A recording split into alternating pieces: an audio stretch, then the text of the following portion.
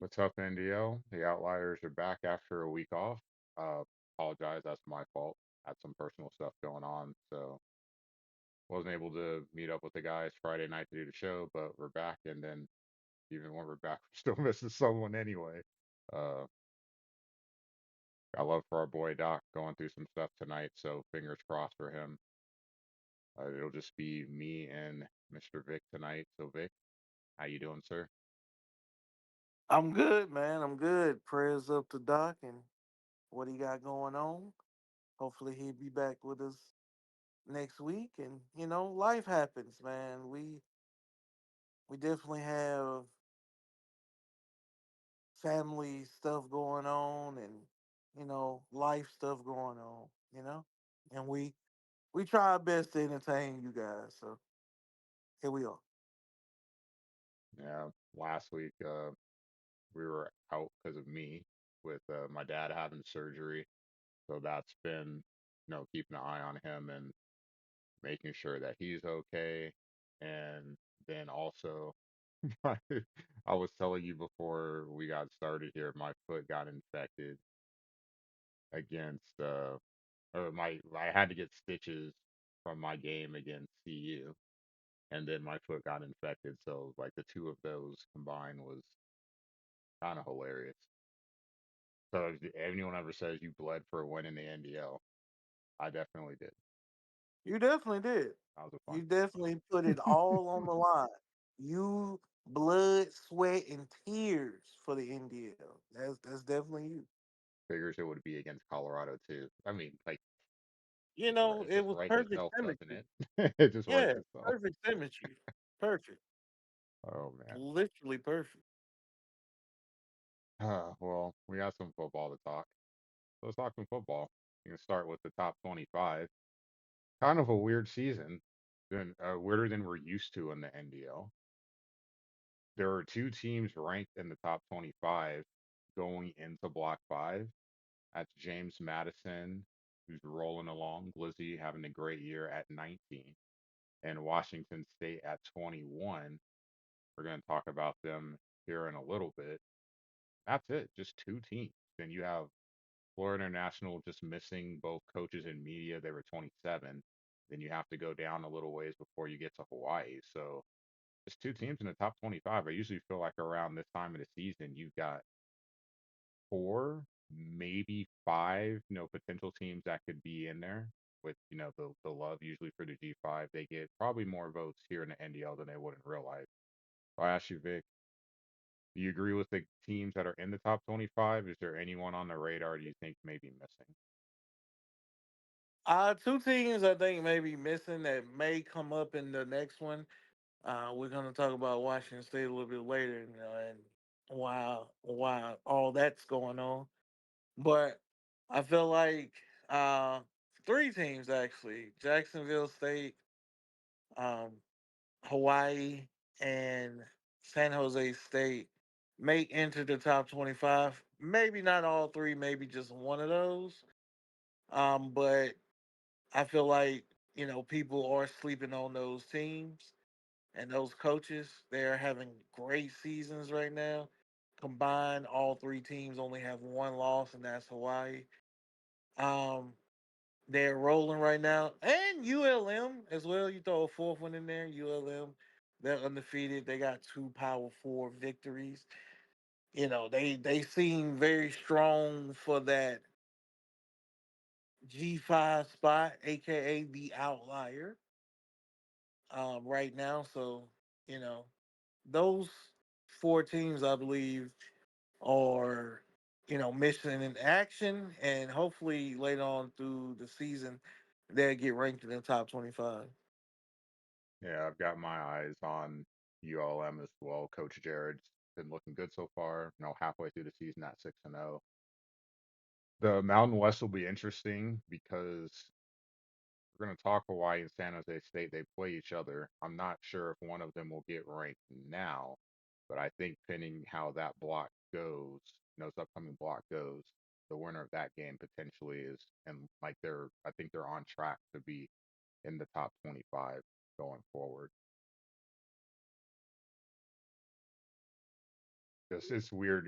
You're saying before, like, man, we had just, you had Mike coming down to the G5. You had Kemp. You've got El Jefe. And then, there's other coaches that were going to be successful as well. Just kind of with the out of conference play off the slow start, some teams have kind of course corrected once they got into conference play.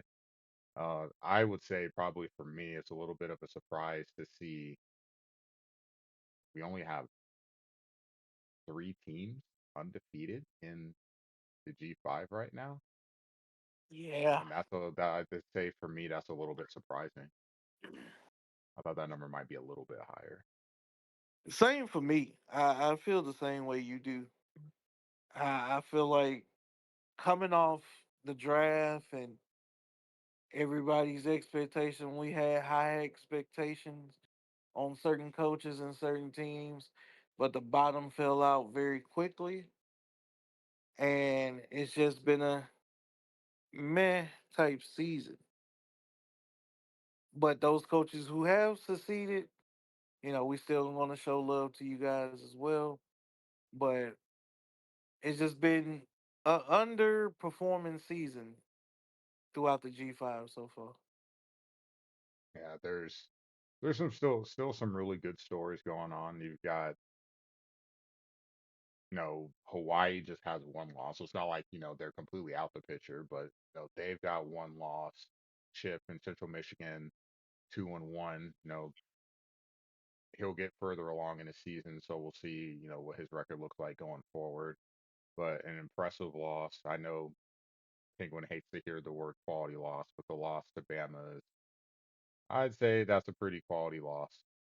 But you had some guys, like I said, they just either a slow start or they started really fast and they came back down to earth.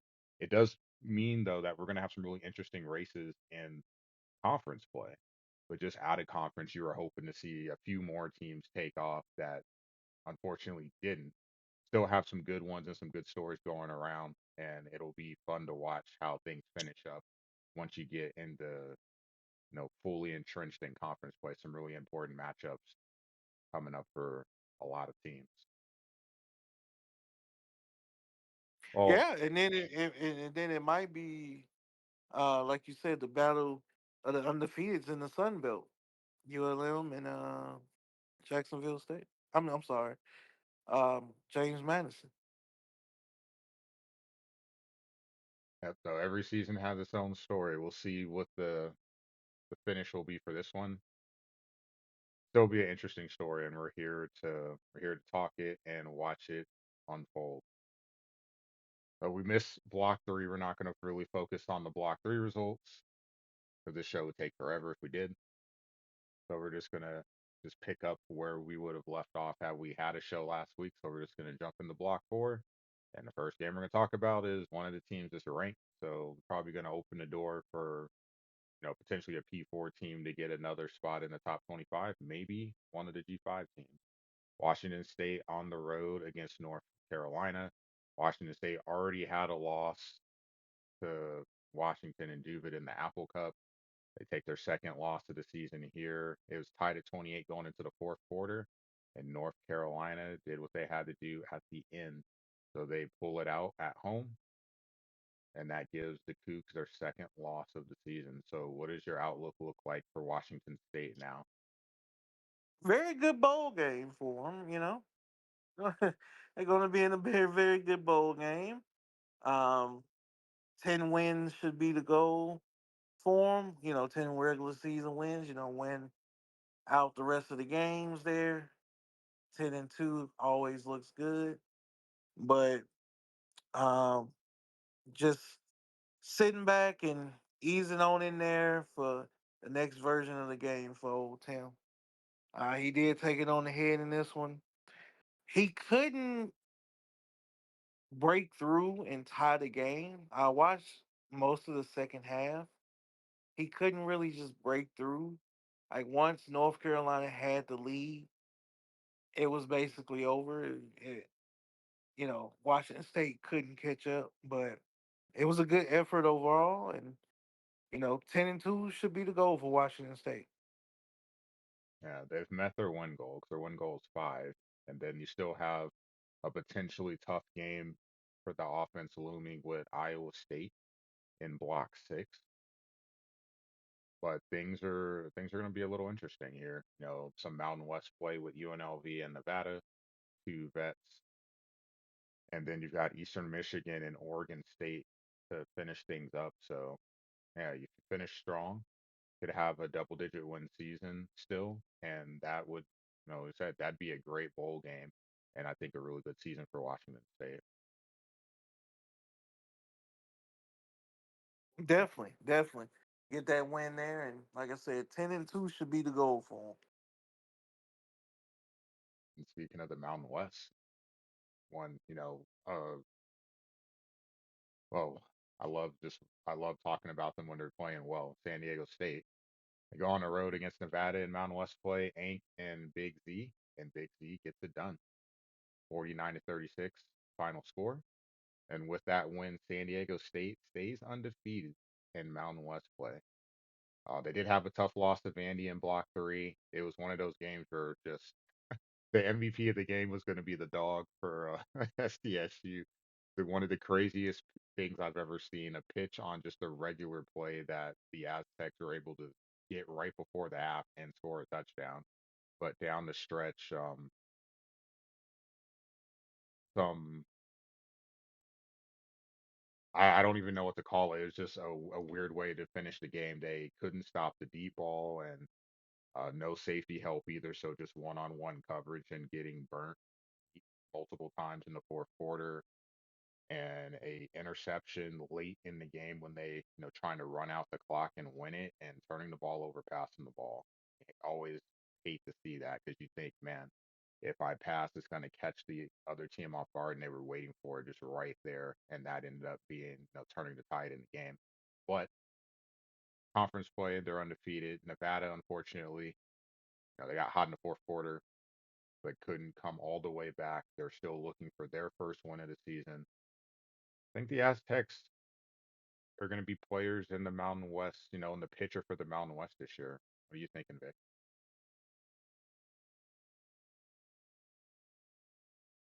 Oh, had myself on mute for a second. Um, yeah, they will be a player, of course, as always. I mean, when you think about people perennially at the top of their conference each and every year, you got to think of Big Z. Big Z is at the top of the Mountain West almost each and every year. Like, it's either he's fighting for that second spot or he has the first spot locked up in the conference championship. So, I mean, he's always going to be a tough out for anybody, no matter if it's Power Four, G5, Mountain West, out of conference, no matter how it is. San Diego State and Big Z is going to be a tough out. He knows that team inside and out. Uh, knows everybody on the team, and how what they do and how they can play and what styles of play he can play. But he's always going to be a tough out. So I it's going to be a three-team race there in the Mountain West for sure, at least. Yeah, it's going to be an interesting finish in that conference. You got the mainstays with Z and IROC, and then you have Jokers and T-Fan entering the chat, essentially. And it's going to be an interesting finish, especially when you get those matchups against each other. Oh yeah, oh yeah, Another, definitely, definitely. and we had another big conference game this time heading out to the American, Tulane in East Carolina. It's kind of crazy because they played, it looked like a pretty even game minus the second quarter. Second quarter, Tulane just started to zoot and that offense blew up. They dropped 28 points in that quarter, and pretty much it was just back and forth from that point on. It was back and forth in the first quarter as well. Tulane ends up winning 42-21 at home. Speaking of teams undefeated in conference play, they are also undefeated at 3-0. So some early out of conference struggles, but getting into conference play, I'm assuming also getting comfortable with the team too. That helps. Looks like Sergeant Zoot is back on track. 3-0 in American play. Your thoughts, Vic? He's always going to be putting up, 35 to 40 points in every game. So you have to be aware of that if you're the rest of these American conference teams that plays Tulane coming up. You have to be aware that you're going to be most likely in a shootout with him because he does like the offense. The defense is a work in progress, but he definitely does like the offense. And when he does generate a couple turnovers like he did in this game against East Carolina, then it's pretty much no shot because the offense is pretty much automatic. And this game and the next game we're going to talk about, uh, it was back and forth for a good while, and then it was just a 2 3 minute stretch where it just all collapsed, and that's what happened in this game. It just all collapsed after a while, and Tulane is still undefeated in the American. That's an interesting race as well with them and Temple and South Florida still a little bit in the mix and UTSA roaming around, and you got Army and Navy playing a part. Like it's an interesting conference. What do you think about it? Yeah, there's one matchup that we're going to talk about later that's going to knock out one of the undefeated teams, but you've got four,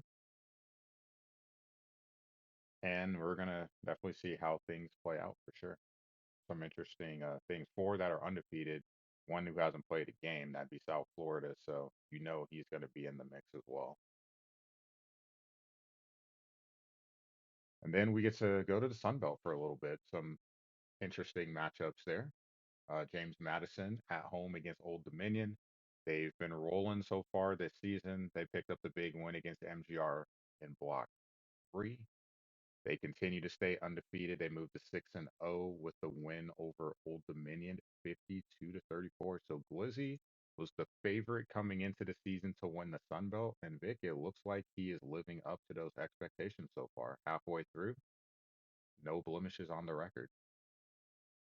We did highlight him at the beginning of the season, him and a few others, uh, and he has lived up to the expectation. He has took the baton and ran with it.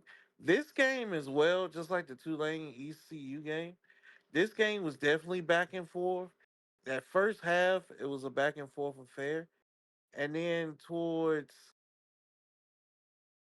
it was, I believe, it's the third quarter. It was like a 2 3 minute stretch in the third quarter where Old Dominion threw like two picks in a row. One of them was a pick six, if not both of them were pick sixes, and the bottom fell out very quickly. And James Madison was able to cruise with the win. Defense definitely stepped up. Even though they gave up 34 points, that's not the whole story. When needed, and it was definitely needed in the third quarter after going back and forth in that first half. When needed, the defense stepped up. He got turnovers, he got stops, and turned them into points. And that's what you got to do, no matter if you're Power 4 or G5. That's one of the main things to be successful is taking those turnovers and those opportunities that you do have to get the ball back and score with them, even if it's a field goal. You can those field goals and those points add up too, because you never know how much you're gonna lose by in these games sometimes. So definitely take advantage of getting turnovers. You have to. They have to end in points. You're only going to get so many possessions, number one. And two, just for the momentum. It's one thing to generate the turnover and kind of slow down the other team a little bit, even if just for a second, in the game that's geared towards offense. But being able to turn it into a touchdown, it doesn't even have to be a pick six, a pick, and then 2 minutes later you score a touchdown, the momentum shift that could help the defense. It could lead to a drop pass. It could lead to your defensive line maybe getting pressure for one play. That play could lead to an incomplete. It does matter. So points off turnovers, protect the ball, and getting it on the other side. It has a huge impact in these games. We don't see it as much. I feel. I don't think I don't want to say it does. You don't see it as much, but I feel like with the scores being higher, some of the mindset is, well, it doesn't matter. I'm going to turn the ball over anyway, so whatever. I'll just keep scoring. But at some point, you're going to have to cash in on your possessions and be able to steal a possession or two away from the other team. Good job by James Madison for taking advantage. Because they do that, they remain undefeated. Speaking of undefeateds, ULM, Mm. they also remain undefeated. A good block for them.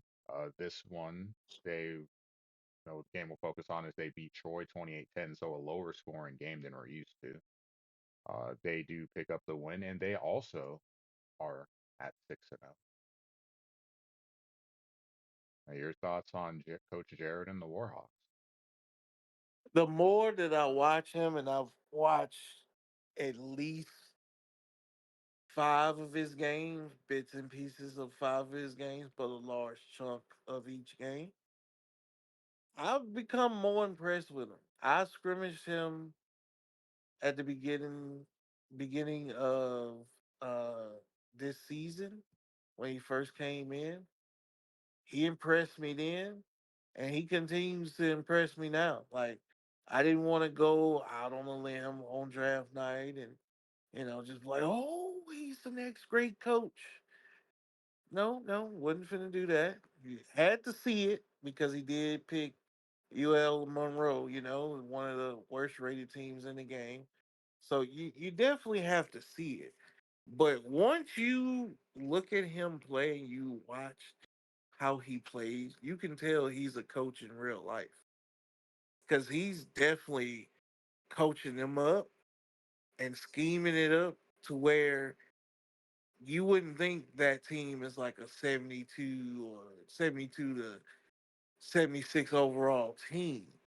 You would think they're at least an 80 or a high rank, G5 like a, Tulane or Memphis or somebody like that.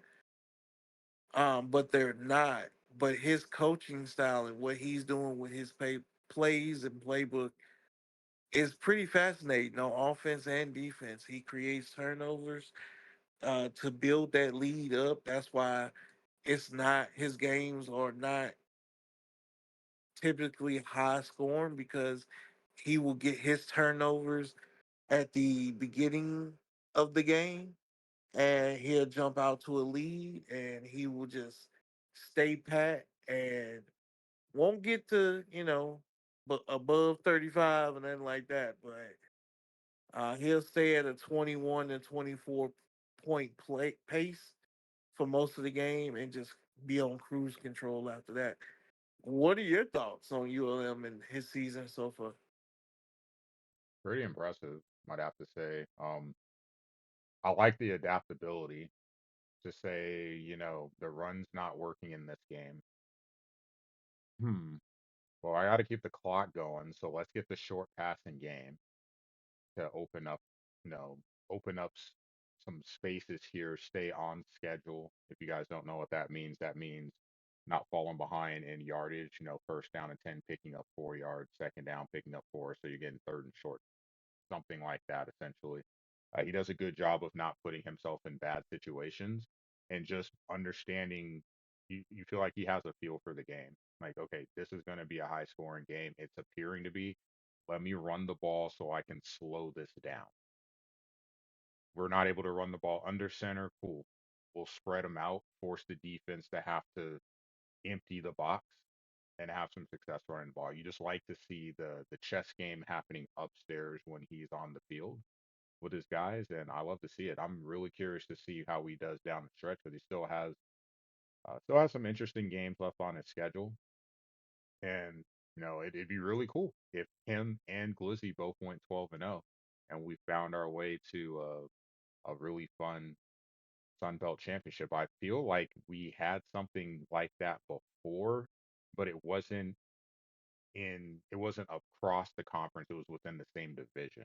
Can't remember the coaches, but I know it was the two Louisiana teams. It was because they were Yeah, on game yeah. day. They were both undefeated going into their matchup. So that's really fun to see. And maybe we get that in the Sun Belt. We'll have to see. Still a long way to go, but definitely I like Jared's coaching style. Coaching to coaching to the flow of the game. I like to see that. You know what happens if we get both of them undefeated for the conference championship game, right? You know what happens, right?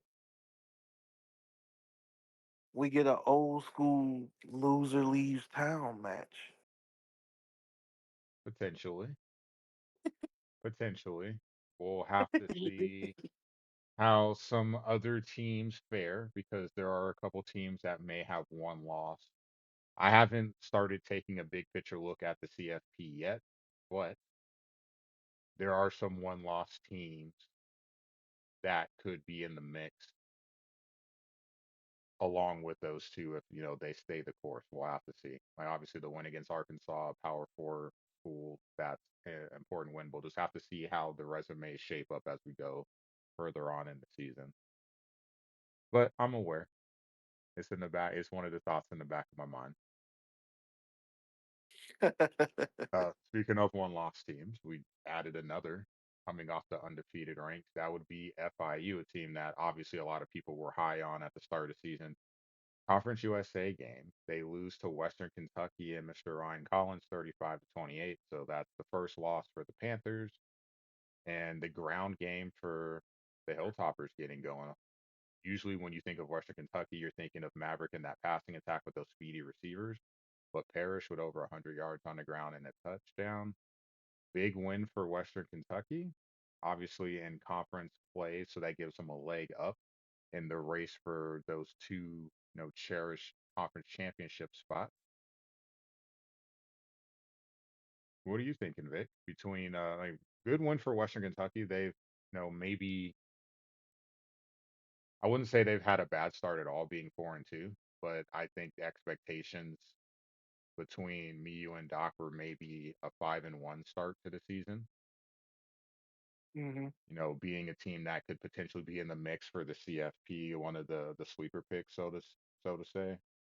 But still four Yeah, and two is not bad at all. I'm not saying anything bad about that, but they definitely wish out of conference play would have went a little bit better. 1-2 out of conference, but clearly this is a big win here when you start to talk about tiebreakers in conference play. definitely. I didn't see much of this game at all because it was played late. So I echo your statements about what you just said about the game. He definitely had the rushing attack going. But if you do know Ryan and how he plays, he's gonna get that ground game going. By hook or by crook, he's gonna get the run game going. I've played him uh, when he was at BYU, and he definitely had the run game going before. If you remember, he had the run game going in Tulsa. He made the conference championship game Hmm. with Tulsa with the run game. So the run game follows him wherever he goes. I think this is a great situation for the run game because just defensively, when you're looking at playing against a team, like even if you don't go look at someone's play style, you're looking at that roster. No, maybe a minute or two before you're booting up the game, like, all right, we're going to boot up and play. At least let me take a look at the roster. Like, man, got some speed at receiver, got a really accurate quarterback. You're thinking the same thing I'm probably thinking. Like, well, I got to probably have to figure out how to stop the pass. Let me keep an extra DB on the field. That run game can be very sneaky, especially when you start to spread those receivers out because that is going to draw a lot of attention from the defense. But if you're able to run the ball, you control the game, you control the flow and pace of the game. Very impressive one.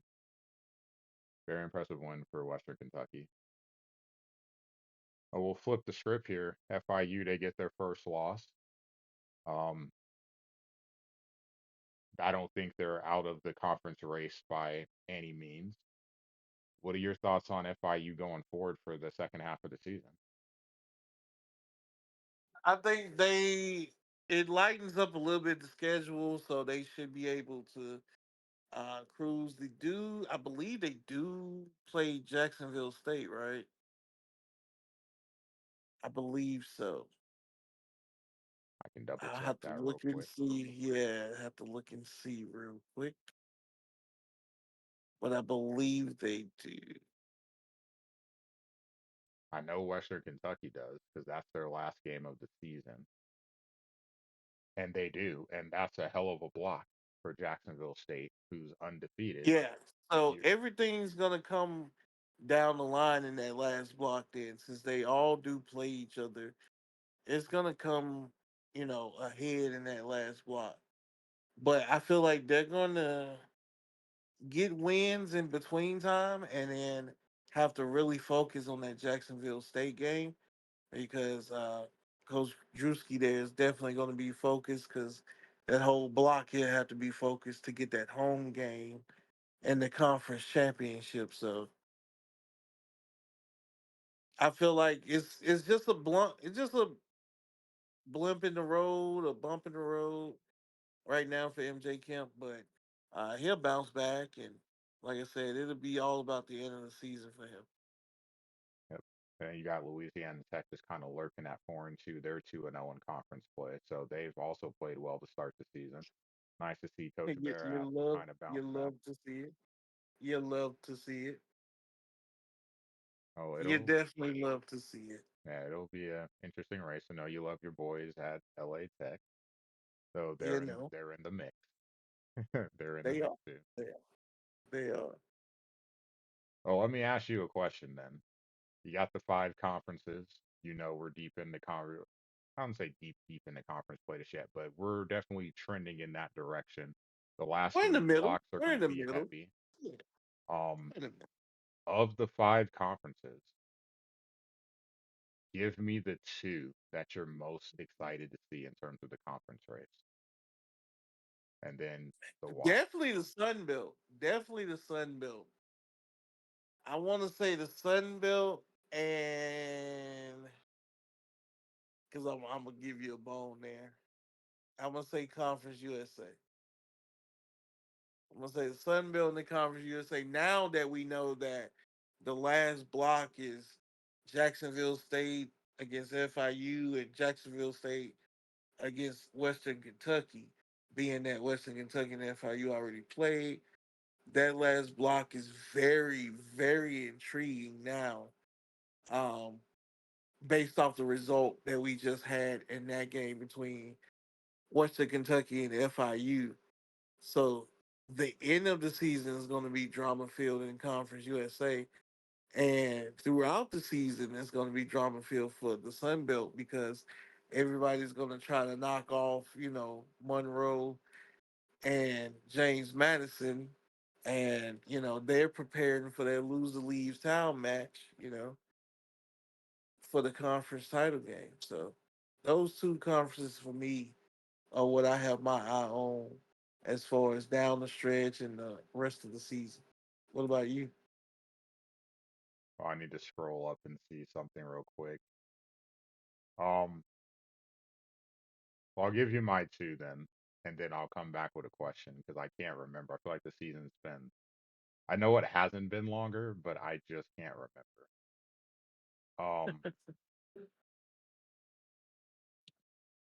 I would say the American is a really interesting race to me because yeah, we had we had the excitement for potentially seeing Big Mike and El Jefe play in the conference championship with good out of conference play, and both struggled out of conference. So now we have to turn into conference, but Mike has course corrected. He's 2-0 in conference play. He's 3-3. You have Tulane, who's also has course corrected after a couple of tough losses out of conference. They're 4-3. They're 3-0 in conference play. Hubbard has looked good with Temple. He's at 4-2. El Jefe, we'll have to see getting in those games. what he looks like in conference play still being in the mix, I think it could lead to an interesting matchup for the conference championship. And there's some landmines in that conference. Drew Baca, if he gets hot, I know he's off to a slow start, unfortunately, at 1-4, but he's shown that he can pull off an upset after his win against Hughes last season. And you still have Navy with Ice out there. That offense can definitely cause some trouble for some people. So, Don't forget about Temple now. Don't forget about Temple. They're in the race too. Don't yep. forget about Temple. Yeah, so it'll be interesting to see how things play out. Like we is it's kind of like it makes me think of wrestling in the sense of I try to avoid the dirt sheets going into WrestleMania season because I just want to watch it and enjoy it as is. And it makes me think of, man, if they wanted to go Cody versus Randy, we found a convoluted way to get there, right? And I feel like the Yeah. American might just be the NDL version of that. Like if it ends up being Mike against El Jefe or Mike against Zoot, we got there's so many detours that we had to take to get down, to get down the road, but eventually we got there anyway. We'll have to see how it plays out. I'm just kind of curious to see if, in the end, once conference play, they continue to keep rolling in conference play, and it ends up becoming a three-team race for those two spots. And then for me, second is the Mountain West. Hawaii and San Jose State are going to play each other. Boise and San Diego State are going to play each other. So you're going to get some of those matchups against some of the top teams there. And then there's again, some more landmines that exist in this conference. San Diego State's really going to get the brunt of it because if they're going to earn it, let me tell you, they're going to earn it. Their last two blocks, Hawaii on the road and at home against Boise State and San Jose State. Jesus. So if you want to talk about earning it, that's how you do it. San Jose State doesn't play Boise, but we're going to get to see some of those matchups between the teams, and I'm really excited to see how things play out. I think Boise probably has the easier road in terms of no disrespect to the other coaches, but if we're viewing those as kind of the top group, they only Hmm. play San Diego State, and it's a matchup that's I don't want to say it's favorable to either team, but they just know each other so well. You don't really what else can you do to surprise the other person at this point? They've played each other every season since Yeah. we've been back pretty much, right? I mean, I think San Diego Yeah. Big Z Yeah. went to SDSU a season after. I think IROC went there after the draft coming back. Big Z went to San Diego State the following season, and in a couple of those seasons, that was like what 3 seasons in a row. That was the Big 12, sorry, Mountain West championship games. They played each other twice. They played each other a ton. There's nothing new that they can really show each other. So it's always fun to watch just to see if maybe there's a new wrinkle or just something odd happens in the game that kind of throws a coach out of their rhythm, and then we see if they kind of you know, veer off the game plan. But I'm really curious to see. So that leaves one out, and that's the reason I wanted to bring that up is I got to ask you because you're essentially our late night guy with the scores and stuff. The Mac. So we know we have Chip, Hmm. and I'm aware that UMass is 4-1, but Definitely been killing. Definitely been killing. I have to ask, is that a new coach? Because I could have swore that someone broke the 35-point rule and got the boot. Was that the UMass coach? Because I remember it in chat, but I don't remember the Um, actual coach. Because people were trying to get his attention and he wasn't responding to anybody. It's like, oh, I didn't know that was a rule. Like, that's literally, of all the rules in the league, that's literally the rule that you shouldn't ever break. Like there's no excuse to go up by more than 35 ever. Ever. Period. no, Bananas is the new coach. So he's had them the whole time. Yes, yes, I want to say yes. The Mac is interesting because it's the one coach that I remember we talked about when we were talking about sleeper team. I was looking at Twisted being the sleeper in that conference. I believe he's 2-2 at the moment. Hmm. And then you have UMass. Like it's the question really is who is going to be the team to challenge him. Yeah, he's new new. So we're gonna have to This is this. find that answer then. Yeah, he's definitely new. He's not anybody that returned. I know who you talking about. He hasn't. I think he tried to come back, and I think he was let back in, and then didn't draft or drafted, and then didn't play and got kicked back out. I believe. But yeah, I know who you're talking about when it came to that. But no, Bananas is a he's a brand new coach, and he has been killing, and he is 4-1 with UMass. Him and Chip got a collision course. I believe that may be one of the top games of the week. Little preview. No, it's not. But And that's why it's not um, because I couldn't remember if it was like because from a record perspective, yes. But I honestly was like I couldn't remember if that was the coach that got put out. So no, it that's was why I was not. like I It was didn't want not. to do it because of like it'd be It, awkward if it it was was. not. It was not. No, he hasn't he hasn't been in since the last game. So that's why I say he hadn't even been in this game. I know who you're talking about though. He was one of the coaches for the Louisiana schools. Gotcha. Yeah, and then he became Vandy and was undefeated until he broke the rule, and that's when he said, "Hey, I didn't know," and that's when he left. And he, like I said, I think he tried to come back, but it didn't work. So, Gotcha. All right. Well, then that and the makes it a reason why very you interesting and the game. reason why you said that is he didn't have him the whole season.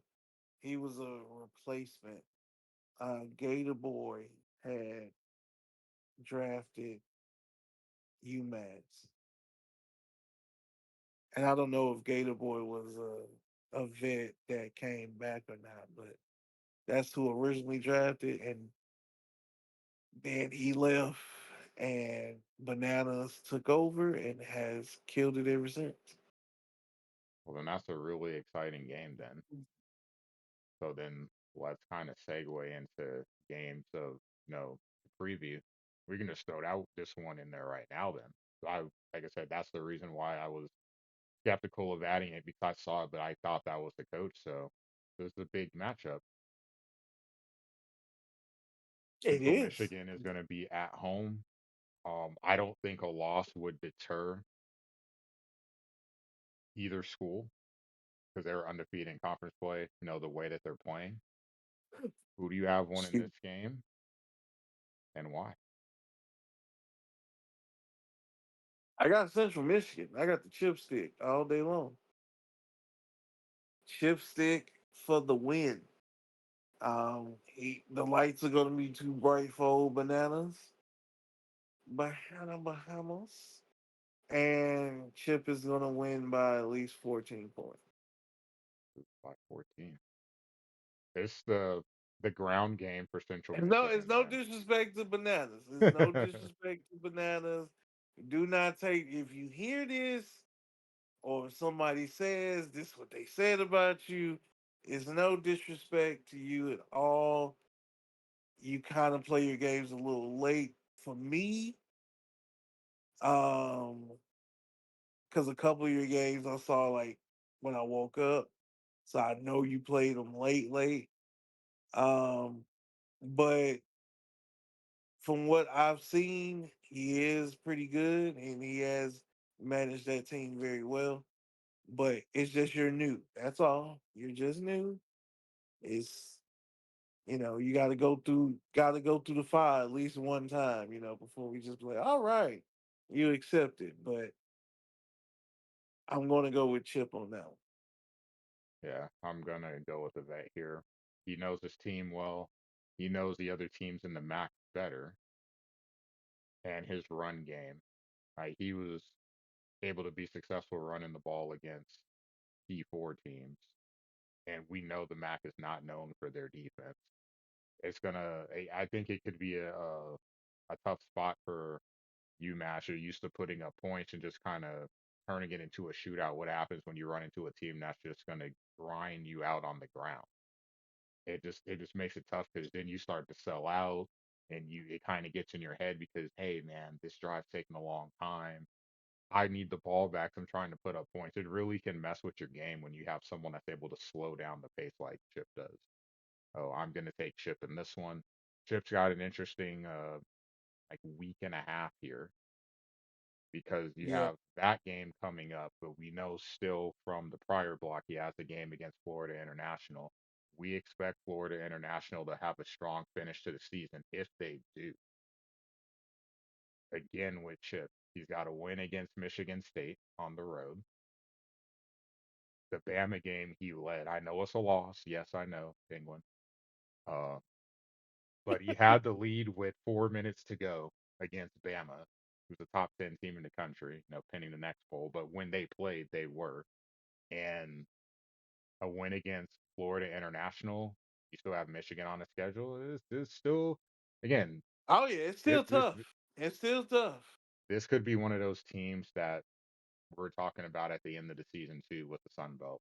They've just kind of gone under the radar, and because the pace of games has been a little bit slower, but they've got one loss. If they get rolling, we'll be talking about them at the end of the season for the CFP spot. Definitely. Definitely we'll be talking about them for the CFP spot as per usual. Well, the first game to talk about this block, I feel Nope, nope, bad. nope. We need to leave that for last. Nope, we are I leaving feel that one for bad last. because I Nope, wanted to nope, be here. nope, nope, nope. We leaving that one for last. We are leaving that one for last. All right. Let's go Well, ahead and then go to the other ones. we'll skip Yeah, to yeah. the battle for Michigan. Two of the little brothers doing battle against each other, Western Michigan and Central Michigan. So we just talked about CMU against UMass. Their other game for this block is on the road against Western Michigan. Western Michigan looked really good last season, and Chip did not struggle much in that game. He won it pretty convincingly. New coach, same result. What do you think, Vic? Same thing here. I think Chip is gonna get the victory. It'd be a little close to be a 7 point victory, but I think Central Michigan's gonna pull away with the victory. Yeah, I think this is the block that Central Michigan gets some of the spotlight put back on them. If you don't want to say the spotlight, just something like they're kind of lurking in the shadows right now. I think this is where they start to step out and be like, okay, we've been talking about the Sun Belt. No, the beginning of the season, we were talking about the American. Hey, we're still here. Let's start pushing our chips towards the table. This is a block that I think that they get it done. I think that they're going to win this one. Um, the run game again. I think it starts there. And Western Michigan, they've struggled with turnovers. I think that's going to be a concern too, especially with the chip stick. I have the Chippewas taking a sweep in this block. Game I know you're excited for the Mountain West, Hawaii Oh at San yeah. Jose State. I need A to know when this one is getting played. I do not need y'all to sneak that one up on me. Yeah, I that's going need to to be a know. huge one there.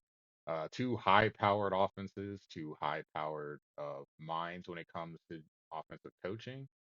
A lot of points should be scored. How do you think this one turns out? I personally think BBB should make an appearance for this game here to be played on BB&B, but I think San Jose State is going to pull away with the victory. It's going to be a close game. I even predict it may go into overtime, but San Jose State is going to pull away with the victory. That passing attack for San Jose State is pretty awesome there for the Mountain West standards. Hawaii's passing attack is awesome as well, but I feel like San Jose State is going to get a couple turnovers to seal the fate of the Rainbow Warrior. This is a tough one for me. I'm gonna go the other way. I know San Jose State's undefeated. I know Hawaii does have a loss on the season. They lost to the Cougars, but that offense has looked really good, and I feel like they come into this game surprisingly. I feel like they don't have any pressure in this game. I really feel that way. They have looked good so far on offense this season. I can say in every game, even in the loss, their offense has looked great. I think it's going to translate well on the road. And I think we're going to get that high scoring matchup. I just think they have the ball last and they do what they need to do to score. I think they walk it off on a close field goal, not a hash kick, and they get a win, a big win. I think that could potentially propel them into the top 25. Honestly, either way, whoever wins this game, I think I was kind of alluding to it earlier. I think whoever wins this game is on the path to joining the top 25 in the next poll. Not the one we're voting on, but the one after. Yeah. I got you. Yeah, definitely. I agree with you on that. I definitely feel like that the winner of this one is definitely going to be in the top 25 for the next poll, not this current poll, but the next poll. Well, then we're going to jump back to Conference USA, a fun matchup there. Jacksonville State against Middle Tennessee. So Jacksonville State's been one of those teams that's been under the radar. Drewski 5-0. Will he stay undefeated on the road, Vic? Ah, hmm. Yes, yes, he will stay undefeated on the road. Middle Tennessee will give a valiant effort, but I think Jacksonville State is going to pull away with the victory. Could be a 7 to 10 point victory, but it's going to be close throughout. But like I said, it may be a stretch where a turnover or two may be the difference, because he has that Jacksonville State team rolling right now. But I got Jacksonville State with the victory. I have two words for you. Cam Cook. Yeah, for sure. That Middle Tennessee defense is pretty awful. No offense to Oh yeah. Cologne, Oh, but I oh yeah. remember playing against Chrome last season, and I was struggling running the ball for most of the season, and that was the game that opened it up. I'm like, man, I have truck lanes to run through. When did this happen? So I'm looking at Cam Cook. He's got almost 800 yards. His quarterback has got 450 yards. They've combined for 17 touchdowns between just the two of them. And that's Yeah. not with broken tackles. That's just pure, just good blocking by the offensive line and getting to the second level. I can't imagine what would happen against Middle Tennessee's defense. Like they just struggle stopping the run. They don't have the talent up front to slow it down. And I think Jacksonville State is going to literally run away with this game. The ground game is going to be hard to stop, even with the loaded front. I've got the Gamecocks by a couple of scores. Okay. All right. All right. Now, a matchup that I was looking forward to at the start of the season. Again, found our way to it very weirdly, but here we are. Both teams are undefeated in conference play. You have UTSA and the Catman hosting Sergeant Zoot in Tulane. Who remains undefeated? I'm gonna go with the Cat Man and Very Large Mike.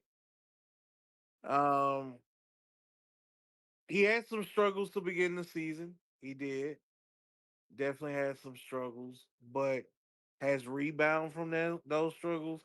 Have really played better defense.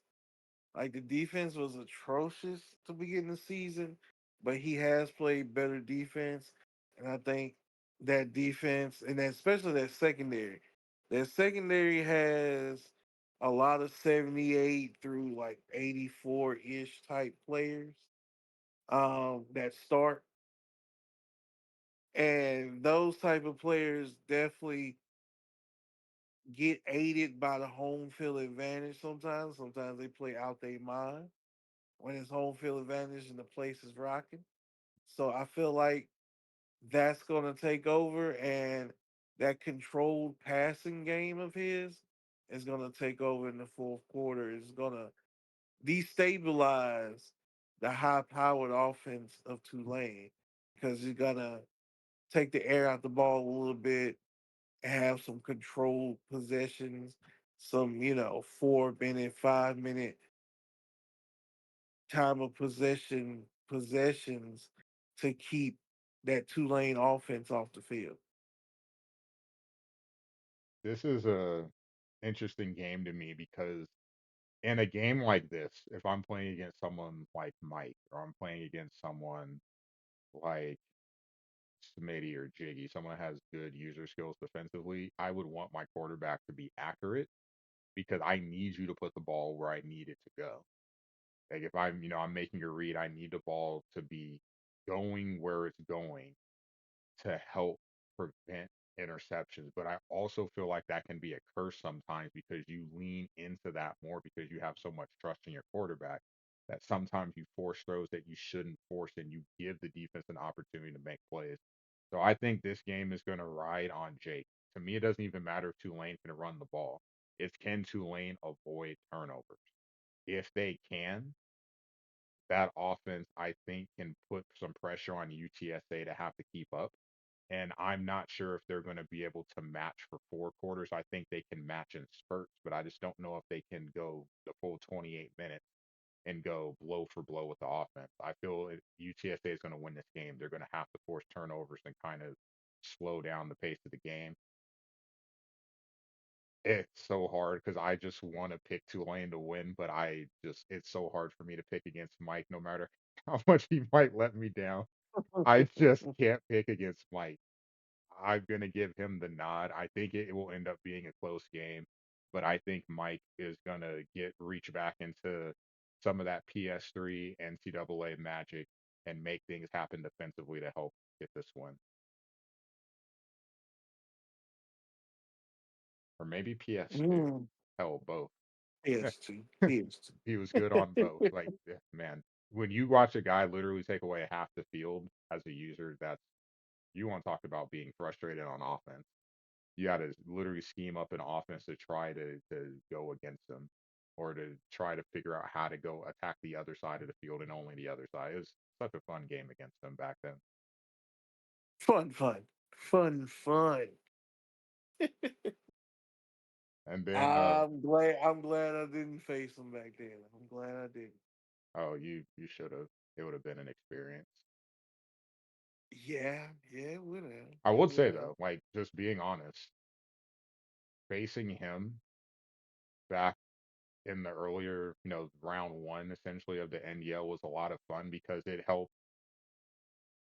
It's like I'm not one to really try to avoid playing the big guys because it's a litmus test of where do you stand, like kind of seeing like how do I stack against these guys? Where are my deficiencies? What do I need to work on? And then on the flip side, seeing what makes them so good. Is it the user skills? Is it the play calling? Is it their scheme? Just like what is it that makes them so good? So I always find those matchups interesting. And back then, I always thought he was a fun guy to play, whether it be in the cup, a scrim, or an actual league game, because it's just very telling about yourself and let you know what you need to work on. Definitely. I Well, definitely agree with that. speaking of working. We got two teams trying to get their first win of the season. We've got UTEP and the returning coach K Dog. We've got Kennesaw State and Adelopes. One is 0-5, the other also 0-5. Vic, who's getting their first win? Oh man, you putting me in a tough spot. I'm gonna go with Kennesaw State. Why? Because they're better than UTEP. Simple as that. That's all the analysis you need on that one. Um, One stat for me. Like I'm personally, I'll be honest, I'm rooting for K Dog. I'm gonna pick Kennesaw State. Um, but I am rooting for K Dog. I was really happy to see him come back in the league. We chatted a little bit outside of talked a little bit during the draft. Like super excited to have him back. He's super excited to be back. But the one stat that is like it's just hard for me to not factor that in is in 5 games he's got 33 points. That's a touchdown a game. It's tough to win if you can't score, especially on this game. Man, I'm rooting for you, K Dog. But if it was NDL Sharp and with how many losses I have, I got to start making back some money here.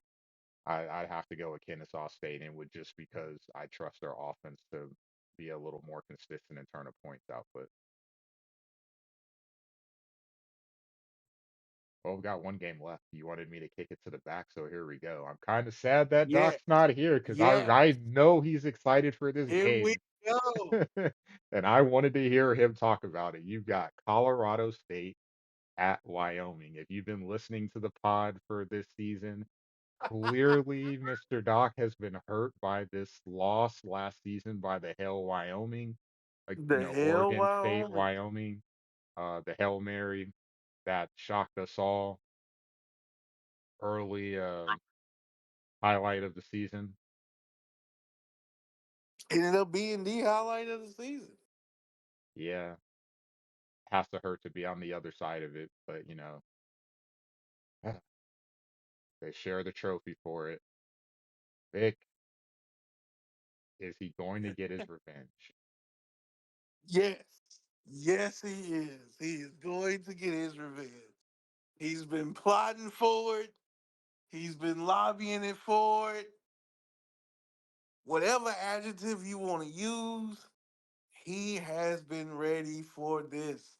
This is his national championship right here. This is his bowl game, national championship, conference title, all wrapped in one right here. He is looking to win, and I feel like he is going to win. There's no disrespect to Mark at all. Go Pilots. But Doc is getting revenge this season. Definitely getting revenge. I'm going to agree with you.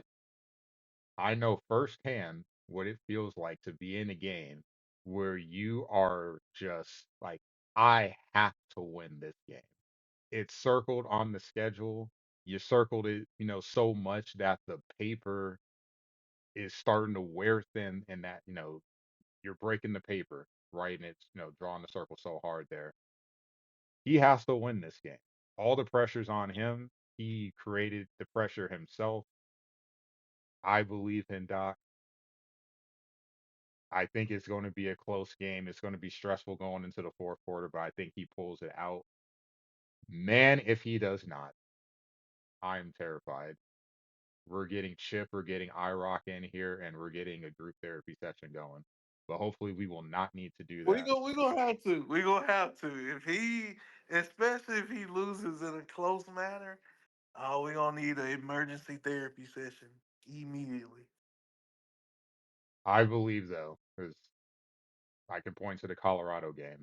I was very motivated to win that game. Yeah, there were some shenanigans that happened, a couple of very timely fumbles that fell in my favor, but still, like going into that game, it's like I have to win. I have to win. You're seeing red when you're doing the coach handshake before the game.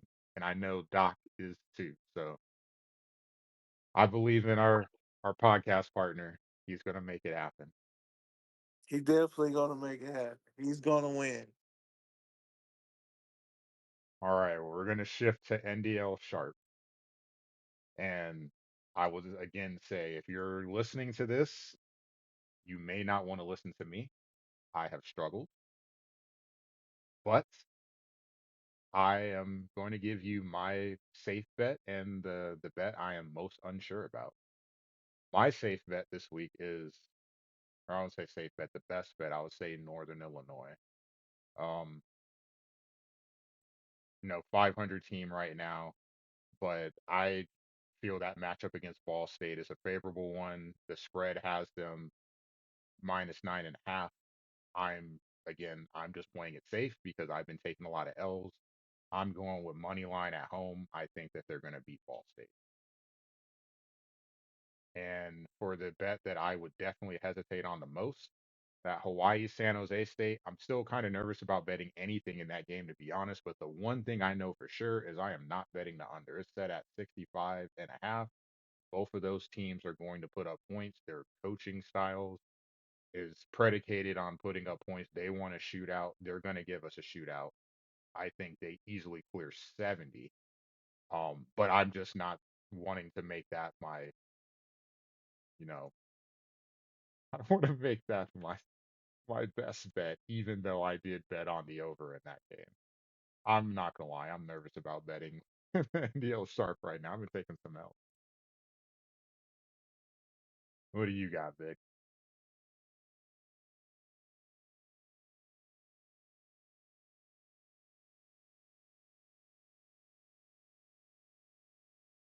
Oh, sorry about that. I was on mute.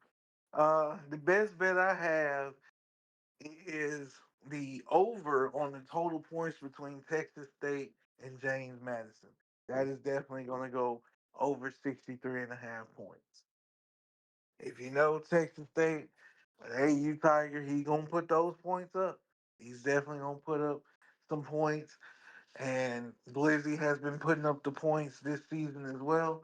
I'm looking at like a 52-30 type of score or 48-29, something like that type of score. That is the best bet, G5 wise, of Block 5. Over 63 and a half points, Texas State, James Madison. The scariest bet is Ball State plus 9.5. Northern Illinois is good, but I don't know if it's 9.5 points on the spread good. See, we're in Spread agreement can be there. spread, and that's not no dig at Twister or anybody. It's just when you're dealing with the spreads, like I told y'all about the West Virginia Utah game, certain spreads speak to you, and that one just spoke to me as a no go. Like let's not bet the 9.5, or let's not even bet the plus 9.5. We don't know which way it's gonna go, so it's just a stay away bet. If I had to bet on it, I would bet the plus 9.5 for Ball State. I would take the points, but I would definitely stay away from that game. Just like it's the same type of logic I had with the Utah West Virginia game. It's just that spread is too big of a spread for a conference game.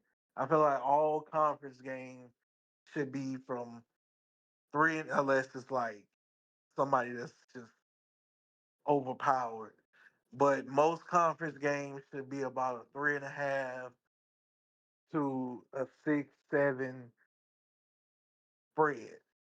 It shouldn't be no bigger than 7, 7.5. Okay. Well, with that said, oh God, 6, 7. Damn it, Lick. Oh man, that's so much. 6'7". I do volunteer work, and I like now the kids are saying that, and it's driving me nuts. Oh, they It's late. That's late. absolutely driving me nuts. So like, The thing.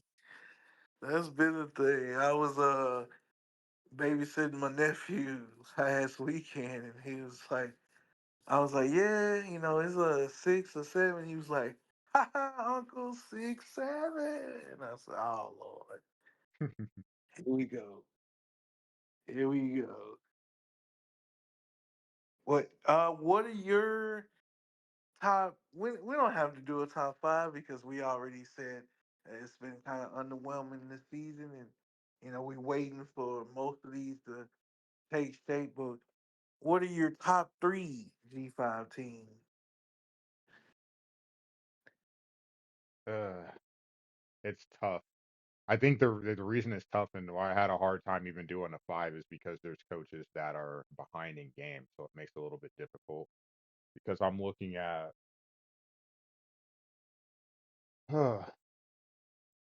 I would say James Madison is definitely in there for sure. Um,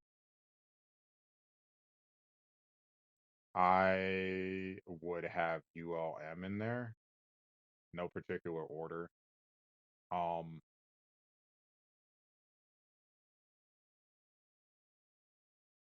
and I think this is where it kind of gets tough because even with the UNL being ULM, sorry, being 6-0, I still have some reservations. But it's mainly because of other teams I'm looking at, Florida International and Central Michigan. They've played 3 games so far, and I know they have games that are still open. So I'm just waiting to see the results of those games, especially the game against each other. I think that's really telling. Um, I would have to say probably today, Hawaii. I know San Jose State is undefeated, but what I see in what Hawaii's offense, I know they have the loss, but I still would say Hawaii. But Okay. question mark on Central Michigan. Well, let me say question mark. You know, how you have the quote unquote the spinning circle of doom Mm-hmm. or the spinning wheel if you're on the Mac. That's for Louisiana or sorry, Louisiana Tech, Florida International and Central Michigan. Those two teams I have in the mix with their pedigree, and I'm just kind of waiting to see a little bit more from either school. But um, there are some teams to shout out. You know, Jacksonville State's undefeated. Like I said, they kind of went under the radar. UConn at 4-1, another team that's under the radar. So shout out to those guys too. Definitely. Definitely shout out to those guys. I got I had three in my poll that I did. And I'm gonna say those three, which is James Madison, UL Monroe, and San Jose State. James Madison for the obvious reasons that we already talked about. We were high on him already to break through and win the conference. It looked like he's grabbing the brass ring right about now, and but we still have the rest of the season to go on, so we don't know for sure yet. But right now he's doing good. Like I said, I'm very impressed with UL Monroe and how he schemes and coaches that team up for any type of game and any type of scenario, whether it's the power forward where you're gonna have to score a little bit more, or some of these conference games where he's had to dial it back just a little bit just to make sure he gets the win. And San Jose State, of course, that passing attack. Jokers is using that to his full advantage. And he's just been rolling so far under the radar as per usual. He likes to stay under the radar. But we're gonna shine a little light on him here today. And he's a part of my top three. Yeah, like I said that game in the Mountain West is huge. That's a tiebreaker and potentially, getting in the top 25 and getting some pressure put on you. but I think that's a really important game, and that's going to be a fun watch for sure. Well, I have to ask this question then: who has the most to gain this block? I think you got my answer already. With basically, it's the winner of the San Jose State Hawaii game. But for you, which G5 team has the most to gain?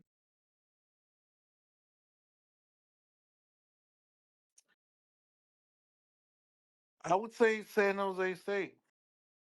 They have the most to gain, given Hawaii its first conference law, and maybe having the advantage if they meet again in the conference title game by having home field. You get a leg up on the conference championship race there if he gets a win there. So San Jose State for me. What about you? Yeah, it's whoever wins the game between them and Hawaii. I would say secondarily, I would say Central Michigan, and the reason I would say them, they're going to get a sim win against Akron, where there's no coach. Um, they have a game against Bowling Green to play as well, but then you have UMass and Western Michigan, and then you have Florida International. That game has to be played within the next 7 days. So if Central Michigan can play, like I'm pretty positive they'll get the games in against Massachusetts and Western Michigan this block. If they go 4-0 this block, I think it just catapults them right back into the conversation that they were at the end of last season, at the start of this season. They just, you know, a little can't do anything with Akron not having a coach, but they've only played 3 games so far, and I feel like in the eyes of some, they slipped out of the picture when you think of Central Michigan, like man, that game against Bama, Washington State, or sorry, Washington State, Michigan State early on, but then they just kind of fallen back because they've only played 1 game since. So I think a good week by Chip puts him right back in the conversation where he was all along. Never left it. It's just kind of pending to see what happens over the next couple of weeks. So this is a big week for him. So now we got our shout outs, and I'm a bad person because I'm not shouting out anyone in the league this week. My shout out is for my Nebraska Cornhuskers. Me and Vic were talking pre-pod, and let me tell you, man, as a Husker fan, that is my favorite school. I don't care that they've never been great at basketball. I truthfully, I love that school, and the fact that I got to be alive to see their first ever win in March Madness and Sweet 16 in the same year. So happy, so proud of that group of guys. Uh, Obviously disappointing loss to Iowa with it being a rival and a chance to go to the Elite Eight. I watched the game. I know what happened at the end. I know everyone's kind of laughing at the 4 guys on the court. I can tell you, as was, Kentucky is my I was second about to favorite school. say it. Hey, I'm a Kentucky fan, and I got to watch them play against Florida and line up with 10 man on the field in the red zone, goal to go situation, and literally not have someone cover a wide receiver. Call timeout because the coach, Stoops realized we don't have 11 men out there. Pissed off, come out the timeout, and guess what happened? They also did not have someone cover the receiver. Height, immediate touchdown throw. Like, how does this happen? It happened. Unfortunate timing for it, but still, as a Husker fan, best season we've ever had in college basketball. It doesn't take anything away from it. Really proud of those guys. Great run. I don't really have a college basketball team that I root for. Um, I just like certain schools and certain styles. I definitely fuck with Arizona because of I feel like they were one of the first teams to play a 3 guard lineup in college. So I always like different. So I always fuck with them. And they're rolling right now. My shout out, first shout out to everybody in the NDL. This is a grind of a last season. Everybody's going through the conundrum of this last season and playing their games and stuff like that. So shout out to everybody like that first. But my shout out of the week is to baseball. We started a new season. I am a definite baseball fan, definite baseball head. I played it in high school. Had some pre NIL bullshit to happen that caused that not to happen. But hey, uh, I would not have went to Louisiana Tech on a business degree if some other stuff wouldn't have happened. But it all works out for the end. But I love baseball. Love the start of a new season. Uh, the 162 grind is definitely a grind, and I love the optimism of every team and everybody's excited and everything like that. So shout out to baseball. Well, almost everyone's excited because Twin fans I are mean, already they in their got feelings already. they, yeah, you got some fans. Yeah, poor Pittsburgh. I tried to tell Doc. I tried to. I It's tried it's to it's a tell rough start for one game, but we'll see over the course of the season. But I tell you what though, watching that Pittsburgh game, we got to start talking about Cruz. He's got to be a DH. Yeah, I was telling. So conversations get interesting as hell pre-pod and post-pod. So you ever want to tune in after the show or before the show? It's some interesting comments and stuff that gets discussed. Yeah, And he's one had of plenty the interesting things moments for sure. The we draft. definitely had a lot of interesting moments. If you want to go back to the post draft show, oh Oh, boy, top 10, matter of fact, top five NDL moment of all time happened after the day two draft show. I would say top one. It's the best, and no one's Yes. ever gonna know about it except for like five people. Oh, Oh man, that was a moment it's of about all to make me start time right tearing up there. again. Oh man. I've never No, laughed no. so hard in my life in the NDL from something, and that Oh, like that easily took the cake. Easily it's took the cake. still you can still laugh hard about it to this day. That's how funny it is. And no, for the chat, we're not gonna reveal that shit. No one's ever But gonna know, but the five of no us. one's gonna know. Yes, no one's gonna know. But that was a top NDL moment right there. But one of the post pod conversations, Doc is a as a Pittsburgh Pirates fan. He was hyping up his Pirates, and to the point it got a little disgusting. Not gonna lie, it got a little disgusting how much he was hyping up them Pirates. It's okay. Doc is my guy. It's okay. I understand it. That's your team. You gonna go hard. I understand, but you gotta be a realist. And he was hyping O'Neal Cruz, and it's just like, and I'm just telling him like, yeah, but it's a bunch of but behind pause. It's a bunch of that behind this team because they really haven't proven to. They haven't proved the hype.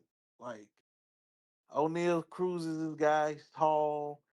He can hit. He can hit the fuck out the ball, but he hadn't really. He hadn't hit 35 or 40 homers in the season. Hell, I don't even think he's had 30. So I mean, what are you? You know, like what truly are you? And then that disgusting outfield performance yesterday was, oh god, on national television. That was an NBC game. That's on national television. Yeah, That is, it was ridiculous. My question was, I know a couple of Pirate fans, so some of the guys I went to school with at SDSU, we have our own Discord server and we talk a lot of stuff. And we're all baseball fans, so we talk baseball. And man, the roasting of it wasn't even the roasting of Cruz, it was just the roasting of the Pirates organization. Like, why are we putting someone that can't like you don't trust him at shortstop and you're moving him to center field? Why not move him in the corner? Why would you move him to center? Like that's Just put him at like first. Just like put at him this at point first. I'm just like, why not just DH him? Just take him out the field altogether. Like if you like his bat that much, and we know he's had some of the hardest hit balls in the Statcast era, you But you don't want yeah, him that's costing you cool. runs. Yeah, yeah, that's cool. But what has he really done offensively too? Like he's just a guy. Like no, like and that's not being disrespectful, but it's just like Oh, I'm patient because if he's you still young. if I've seen you for more than 2 years, this is what year four for him. If I've seen you more than 2 years and I ain't even seen a glimpse of what you could be, then what are you? I think he can still be a solid bat. Part of the problem is when you don't have protection around you, it also makes it where you probably how would I best put it? I feel like you stressed. I don't know if that's the best way to describe it, No, but no, I'm thinking of you like the no, Cardinals you with got it. like Goldie and Arenado, especially Goldie. Yeah. Goldie had a bad year his last year with the Cardinals. And a lot of people were down on him, like, but what's he supposed to do? He's supposed to be protection for some of these younger bats, and they're not producing to the point that he's having to chase and swing at pitches that he wouldn't normally swing at to try to make something happen for the offense. I think this year he'll have a better offensive season because that lineup is better. What that looks like in terms of numbers, I don't know. But defensively, we gotta you can't I have mean, this man it's hurting the team. already if it's already starting off to a bad start and defensively, like you're gonna have an awesome season offensively to recover from that because, like I said, that's a national televised game, and that left a horrible mark on the team. Like they were on TV just for schemes, not nobody else, just for schemes. And the fact that we didn't see schemes for a whole inning is crazy. So it's a lot to rebound, like I said, and they may bounce back in this series. It's a long season. People have slumps or go through it, but and the protection that they got in the lineup now could be a factor for O'Neal to blossom off and finally have a great year. But I just don't see it yet. That's all. Fair enough. Also want to throw a shout out to McFarland, just really random. So I was streaming last night and I talked about it in the live chat one day. I collect sports figures. I love the McFarland figures, and they earlier in the year they did hockey mascots. So I have my two favorite hockey teams are the Sabres and the Ducks. So I have both of them. And I was talking in chat last night. I showed them like, hey, look what I got. Like, these are pretty cool. I'm gonna collect them. Probably won't open them out the box, or maybe if I do, I'll buy another set to have on display. And I was really like, man, it's just printing money, right? If they could do that for college, if they could do that for baseball, it'd be great. And what do you know? They have baseball ones too. I was so excited to see. And I can tell you right now, there's a list of them that I'm going to work on getting. I actually have the new series out, so let me just click on it real quick. Um, but this is something that I'm really passionate about. I don't really get to talk about it much. It's one of the like kind of the nerdy things. I know some people collect cards. I collect the figures. For the new series for baseball of players, they have Vlad Jr., they have Ellie De La Cruz, and their City Connects, which are my favorite City Connects in baseball. Love those jerseys so much.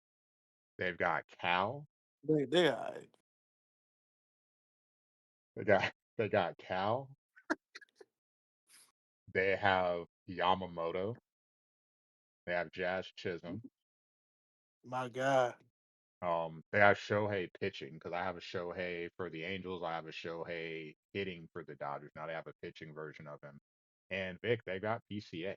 I was kind of disappointed that they weren't Love it. in the really disappointed that they weren't in the pinstripes. And even I could say last night I kind of got a little pushback from chat like, "Hey, you're a Cardinals fan." Like, hold on a second. I'm a baseball fan first. That PCA looks nice. Well, first, I just well, wish first, it wasn't first, in that. I wish it was not in the blue. I wish it was in the pinstripe. hey, first of all, our city connects with the baby blue is five, for one. Two, it's a respectful rivalry. Like St. Louis and Chicago, we all respect. We hate on each other, yes. We clown on each other, yes. But it's respect. It's still respect at the end of the day. Yeah, Tim got Cause like 3-0 last year. St. Louis been the most classy, one of the most classy organizations ever, and we know the rivalry has been one sided for a long stretch of time. So it's all good.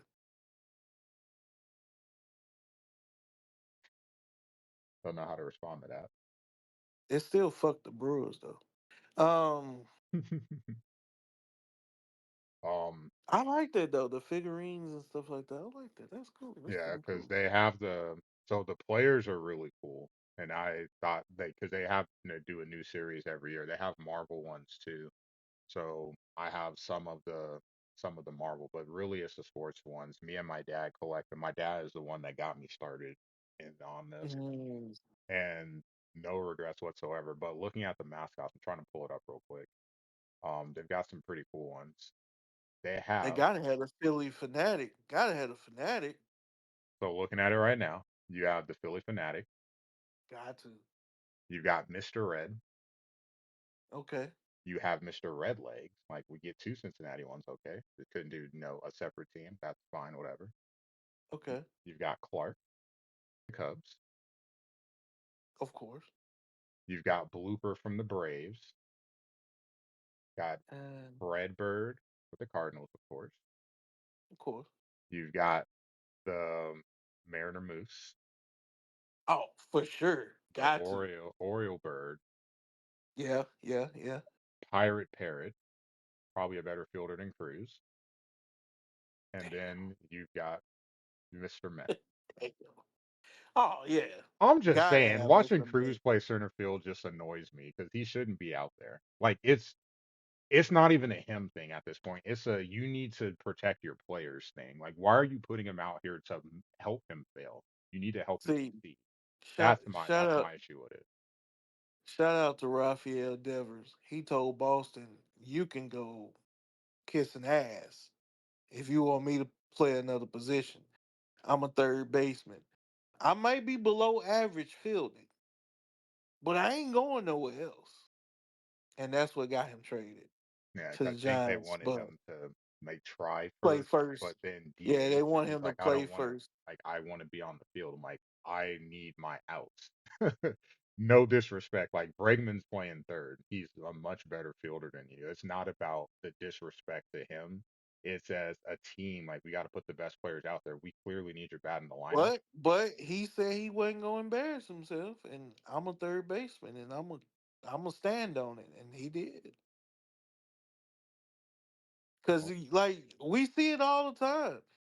They be moving these people around, these players around. I'm sorry, they be moving these players around to different positions, and it's just like, oh yeah, we're gonna try you at center field, or we're gonna try you at shortstop, even though you've never played shortstop a day in your damn life. What? No, you trying to devalue me? So no. So that's what I respect Devers a lot for him taking that stance because he was gonna be damned if you devalued him. Yeah, 'cause I know it hurts with the contract, but Hmm. in that sense,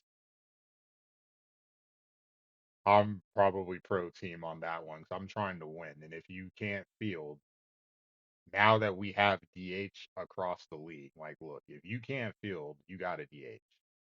I can't, like, I love your bat. I can still pay you for your See, bat, but I'm not taking L's because of not runs. for that one. Yeah, I'm for that one. Like if we notice that you costing us games in the field, which is but you're our best bat, then we'll put you at DH. I'm not, but I'm pro player when it comes to changing position. Like unless it benefits you, like first base, like you put O'Neal at first base where he don't have to do a lot, then yeah, I'm with that. But um, I'm pro player. Like you're not finna devalue me, so it is what it is.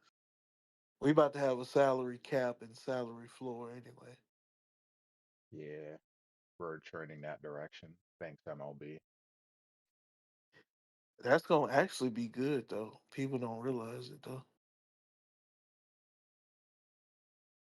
Well, Like it's gonna really be good. That yeah, floor more than the cap is gonna be good because it's more teams they gotta reach the floor than teams that gotta go under the cap. true.